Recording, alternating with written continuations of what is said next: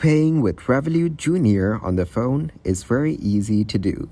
Today I'm gonna show you how to do it.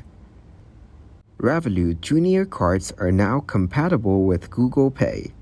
If your child has an Android phone, they can add their Revolut Junior card to Google Pay and make contactless payment at any store that accepts Google Pay. Here's how to add your Revolut Junior card to Google Pay. First, open the Google Pay application on your child's phone. Tap the plus icon in the bottom right corner. Select Add Card. Point your phone's camera at your child's Revolut Junior card or manually enter the card details. Enter the expiration date and CVV code.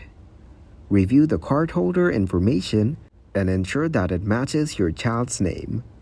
Follow the on-screen instructions to verify your identity. This may involve entering a code sent to your parent's Revolut app.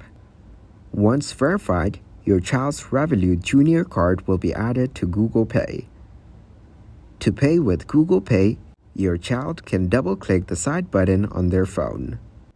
Select the Revolut Junior card from their Google Pay wallet. Hold their phone near the contactless payment terminal.